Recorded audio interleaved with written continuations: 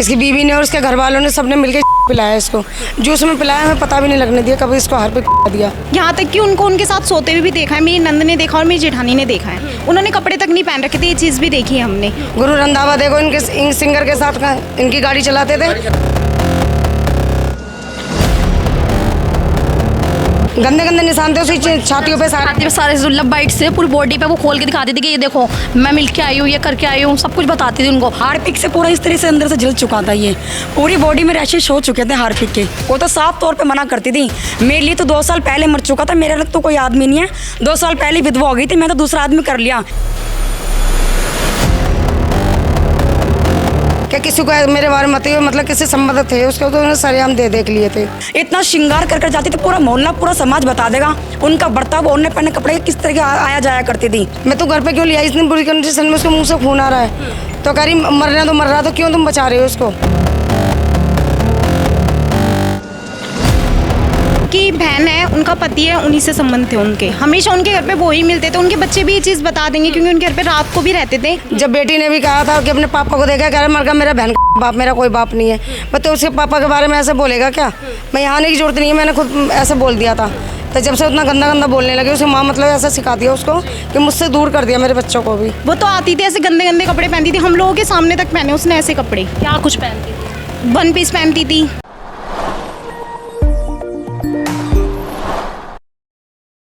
शादी 7 जन्मों का पवित्र रिश्ता, पर वहीं सोचिए कि कोई एक व्यक्ति उसको कलंकित कर दे।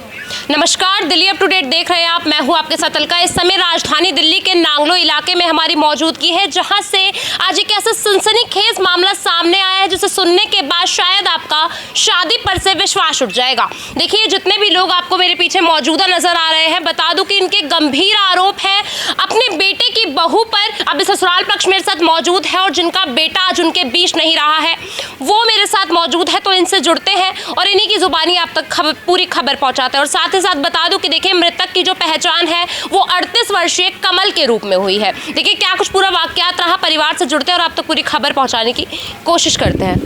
मैम, क्या नाम है आपका? सुरेश बाला। कमल से क्या कुछ संबंध है? मेरा बेटा है। ये जो कमल की मृत्यु है किस तरीके से हुई है और कब ये पूरी वारदात हुई? इसकी बीवी ने और उसके घर वालों ने सबने मिलकर पिलाया इसको। जूस में पिलाया, हमें पता भी नहीं लगने दिया कभी इसको हार पे दिया। वो तो हॉस्पिटल वालों ने हमें बताया, लेकिन हॉस्पिटल भेजा तो वहाँ पुलिस वालों ने बोला कि उन्होंने कुछ कि इसके कुछ एमसिल वगैरह कट सकती है, इसको कोई मुंह से खून आ रहा है, कोई कुछ पिलाया। मन की हमें नहीं पता क्या पिलाया है, लेकिन उन्होंने फिर उसको बुलाया कि इसकी बीवी को बुलाओ। कौन था? मैं भी इसकी बीवी थी घर में। इसकी बीवी को बुलाया गया तो वहाँ से वो भाग गई और इसको उसके पैर मुंह में नलकी वगैरह डाली, वो भी निकाल के उसको निकाल के घर पे ले आई। उनकी वाइफ ने निकाली थी? हाँ जी, मतलब वो लग रखे थे उनके पाइप्स पैप लग रहा था, वो भी निकाल के घर पे ले आई संजय गांधी में। हाँ। तो संजय गांधी से वापस आ गई। मैं कह रही रूमा में घर पे हॉस्पिटल में आ रही हूँ, कहाँ पर है? तो उसने कह दिया मैं तो घर पे ले आई। मैं तो घर पे क्यों ले आई, इतनी बुरी कंडीशन में उसके मुंह से खून आ रहा है तो कह रही मरना तो मर रहा, तो क्यों तुम बचा रहे हो उसको। क्या कुछ हुआ था आपके बेटे के साथ, किस तरीके से उनका स्वास्थ्य खराब हर पे हुआ? पहले कुछ नहीं था, सही था बिल्कुल, खूब चलता फिरता था, मार्केट वाले सब जानते हैं, खूब अच्छा चलता फिरता था। कितने लंबे समय से आपके बेटे बीमार थे? बीमार भी नहीं था वो, बिल्कुल कुछ भी बीमारी नहीं थी उसको। तो बीमार ही नहीं थे? नहीं, बीमारी नहीं थे बिल्कुल भी। हार्पिक के बाद हुआ है सब कुछ, हार्पिक के बाद उसने हार्पिक उसके बाद ही सब कुछ हुआ है। उसके बाद ही बीमार है, उससे पहले कोई बीमारी नहीं थी, कुछ नहीं थी, तो कुछ सही थे वो। कितने साल हो गए मैम कमल की शादी को?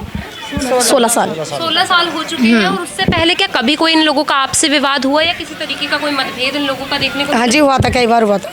किस चीज़ को लेके हुआ? पहले भी इस चक्कर में ही हुआ था। पहले आती ही 15 दिन बाद ही न्यारी हो गई थी हमसे, अलग रहना चाहती थी।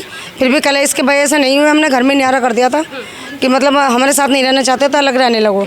एक कमल को लेकर लगी रहती थी। फिर हमारा मकान बिक गया, उस 100 कोटी का पैसा हमारा मेरे इसके पापा ने सबको दे दी, तीनों बेटों को, और एक बेटी की शादी कर दी थी उस पैसों में। वो लेके अपने ससुराल चले गया था कि वो अपने यहाँ रहना नहीं चाहती थी, अपने पीहर में रहना चाहती थी। पीहर से भी इसकी भाभीयों ने मारा पीट के, फिर यहाँ पे आ गई थी वापसी। कह रही मम्मी मुझे ही मकान दिला दो। मन क्या अब क्या होगा, जब तो तू अपने घर ही रहना चाहती थी। तो अगर उन्हें इतनी परेशानी थी तो कभी डिवोर्स लेने की बात उन्होंने नहीं करी? डिवोर्स की कहीं परेशानी थी तो डिवोर्स लेती ना। फिर मेरा बेटा परेशान करता था, नशा करता था, कोई परेशानी थी तो डिवोर्स ले लेती। आज 17 साल का बेटा क्यों कर दिया मैंने, और क्यों 14 साल का बेटा दूसरा कर दिया? कहा बेटा मेरी छाती से लगे रहते थे, आज वो चक्कू ले लेके हमको दिखाते हैं। वो आपके पोते? अब इतना गंदे गंदे कमेंट कर रहे हैं, इतने गंदी गंदी बातें कर रहे हैं फ़ोन पे, इतने व्हाट्सएप पे इतना गंदी चीज़ लगा रहे हैं हमारे बारे में। किस वजह के चलते इतनी क्या नफरत है, मतलब अपनी ही दादी से, अपनी ही चाची से? 3 दिन से पहले तो बहुत है, 3 दिन पहले भी मेरे घर पे था। जब बेटी ने भी कहा था कि अपने पापा को देखा, कह रहा मर गया मेरा बहन का बाप, मेरा कोई बाप नहीं है। मैं तो उसके पापा के बारे में ऐसे बोलेगा क्या? मैं यहाँ आने की जरूरत नहीं है, मैंने खुद ऐसे बोल दिया था।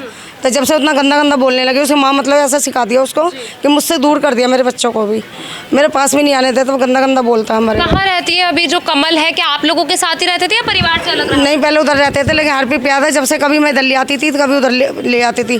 उसको धमकियाँ देती थी, वो जाता था तो मारती थे कि किसी को मेरे बारे में मतलब किसी संबंध थे उसके, तो उन्होंने सरेआम देख लिए थे। किसी से संबंध है? हाँ जी। आपका क्या रिश्ता है? उनका, मैं उनकी सबसे छोटी बहू हूँ। वो जेठ थे मेरे।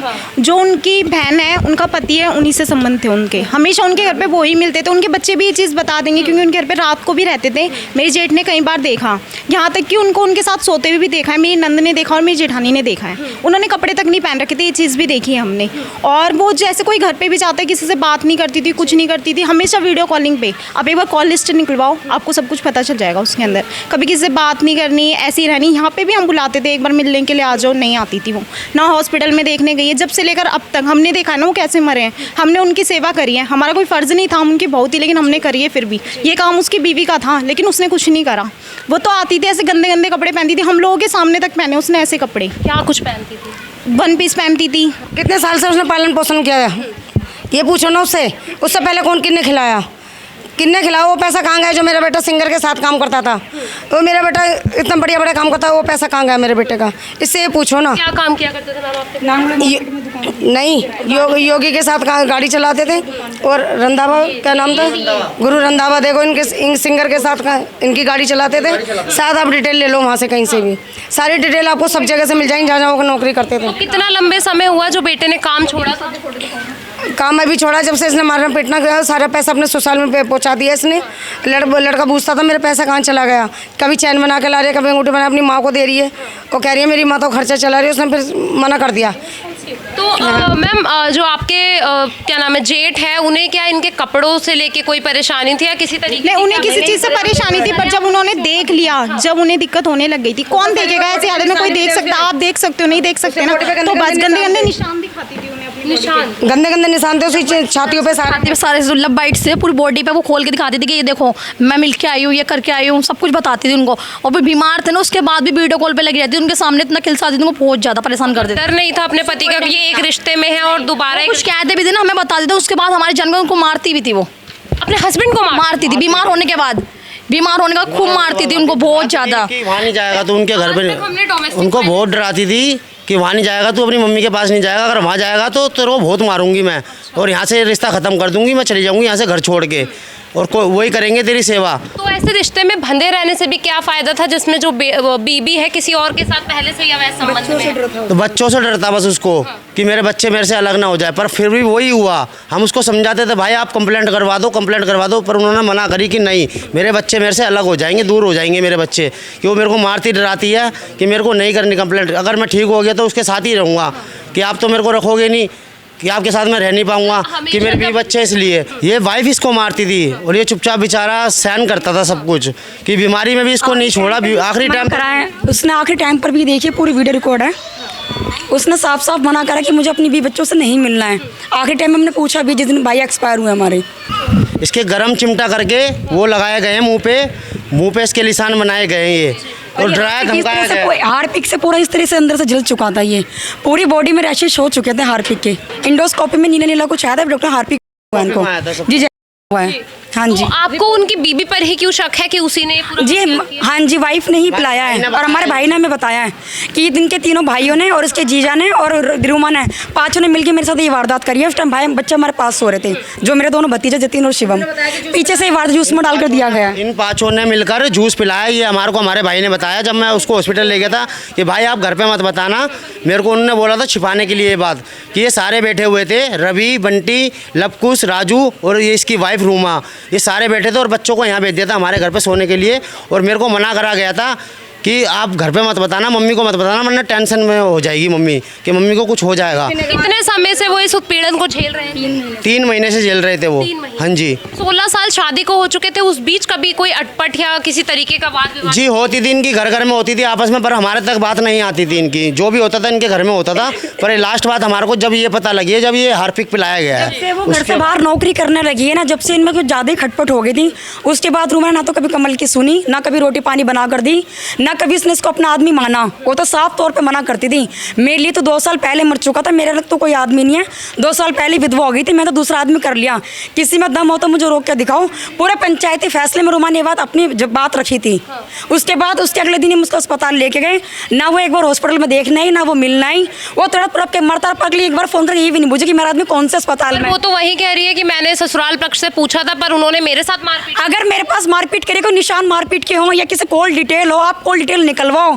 अगर एक भी कॉल अगर हमारे पक्ष हो, उसने करी हो, हम पूरी जिंदगी सजा पाने के लिए तैयार हैं। पर ये सारी बातें झूठ है।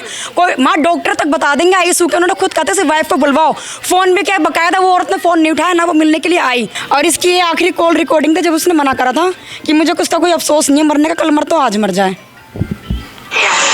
मेरे को तो बिल्कुल पावर नहीं कि हम चाहेगा तो हमारे लिए कुछ करके नहीं जाएगा। हम 2 दिन में बैठ के कोई ना बोलते, चलो कोई नहीं, जब भी कमा के खा रहे तो आप कमा के खाना है, कमा के ही खाना है। मुझे तो कमा के नहीं चलते, उसे कमा के खाना पूरी जिंदगी मुझे तो कमा के ही खाना है। हाँ सही है, चलो कोई नहीं। कोई दुख नहीं था कि पति की तबीयत? नहीं जी, कोई दुख नहीं था, कुछ भी दुख नहीं था, खुश थी। भाई मेरा अस्पताल में इतने गंदे गंदे स्टेटस लगाती थी अपने व्हाट्सएप पे, अपने इंस्टाग्राम पर छोटे छोटे कपड़े पहनकर। कोई दुख नहीं, उसे कोई गम नहीं, इंतजार करी थी किस दिन मरे और मैं किस दिन इस पवित्र रिश्ते से आज़ाद हो जाऊँ। उसे कोई दुख कैसा भी नहीं है। अभी भी 4 लाख की डिमांड हम लोगों से कर रहे हैं कि मैं 4 लाख रुपए दो, तब जाके हम लोग शांत बैठे। इस वजह पे ये जब यहाँ पे भाई की जब बॉडी लेकर आते इन लोगों ने लड़ाई झगड़ा करा था, अपने इन लोगों को चोट मारी। सुल्तानपुर से काफ़ी लड़के बुलाए हुए थे और उसी वजह पे हमसे 4 लाख रुपए मांगे जा रहे हैं। हथियार वगैरह लेकर? हाँ जी, उनके पास हथियार थे। हमने अपने भाई को यहाँ से बचाकर भागा। उस ब्याह पे लोग 4 लाख रुपए में 4 लाख रुपए होता, तुम 21 रफा दफा करेंगे। तो अभी तक आप लोगों की कोई लिखित में कंप्लेंट लिखी गई है? एफआईआर? नहीं, अभी कोई कंप्लेंट नहीं, कुछ भी नहीं करी है। कौन सा थाना लगता है? नागलोई थाना। वहाँ पे अभी तक किसी भी तरीके नहीं, कोई कंप्लेंट नहीं है। नहीं कोई थाने के अंदर मैं लड़के का बड़ा भाई हूँ, मैं तक का बड़ा छोटा भाई हूँ। थाने के अंदर हमारा इतना गंदा व्यवहार हो रहा है हमारे संग में। थाने के अंदर सोच लो हमें इतना बेकदरी कर रखी है, हमारे थाने के अंदर में एंट्री नहीं होने दे रहे। सुबह बुला लेंगे, शाम में बिठा कर रहेंगे हमें, शाम को बोलेंगे साहब नहीं है आप घर जाओ कल आना। कितने दिन से आप कोशिश कर रहे हैं कि आप कंप्लेंट लिखवा सकें? 4 दिन हो गए जी हमें। 4 दिन से 4 दिन चक्कर लगा रहे हैं और उनके पक्ष में पुलिस वाले उनके पक्ष में बोल रहे हैं। कल भी हमें सुनने में आया कि भैया वो तो 4 लाख रुपये मांग रहे हैं, अगर आपको 4 लाख रुपये तो लेकर आ जाओ, आपको समझौता हम करा देंगे, न तब जेल की तैयारी कर लो सारे। अब जब से मेरे भाई की मतलब डेट हुई है, जब से ही ये सब कुछ चल रहा है। ये मारपीट वगैरह केस वगैरह जब से ही फाइल हुआ है। अगर उन्होंने ये सब पहले करना होता तो मेरे भाई के जीते जी करते ना, उनके बनने के बाद क्यों एक्शन उठा रहा है? उन्हें पैसे खाने थे, वो इसलिए ही ये सब कर रहे हैं। उन्हें डिमांड चाहिए, उन्हें वो इंतजार कर रही थी कभी ये मरे कब मैं उसके साथ जाऊँ। वो मकान बेचने के लिए भी जाए, जो मकान हमने सिक्योरिटी पे दे रखा है, सिक्योरिटी वाली से भी पैसे मांग रहे, कह रही मुझे पैसे दो, मैं जल्दी से जल्दी जाऊँगी। उसे ये नहीं पता हमारा भाई ख़त्म हो चुका है। वो चोरी चोरी अपने यार के साथ मकान देखती फिर रही थी, उसी के साथ जाने के लिए तैयारी कर रही थी। वो 1:30 बजे घर आ जाती थी पहले, अब तो 6-6, 8-8 बजे घर पर आती थी। पूरे दिन को झाड़ू पोछा 1 पीस में नहीं होता, इतना श्रृंगार कर जाती थी। पूरा मोहल्ला पूरा समाज बता देगा उनका बर्ताव, ओढ़ने पहनने कपड़े किस तरह आया जाया करती थी। अभी क्या कुछ मांग है मैम आपके पुलिस? हमारी कुछ पर मांग नहीं है कि हमारा बस जल्द से जल्द इनका इंसाफ हो और हमारे भाई के जो मुजरिम से सजा दी जाए, जिन्होंने ये वारदात करी है मेरे भाई, इनके तीनों भाइयों को, और इसके साथ जो जीजा है रवि उसके साथ। परिवार का ऐसा कहना है कि जो इस पे पूरी तहकीकात है वो जल्द से जल्द करी जाए और देखिए जो भी आरोपी है और जो भी कल्प्रिट है उसे जल्द से जल्द पकड़ा जाए। देखिए पूरी खबर आप तक पहुंचाई है, इसको लेकर आपकी जो कुछ भी राय हो हमारे साथ जरूर साझा कीजिए। फिलहाल के लिए इतना ही, देखते रहिए दिल्ली अपडेट।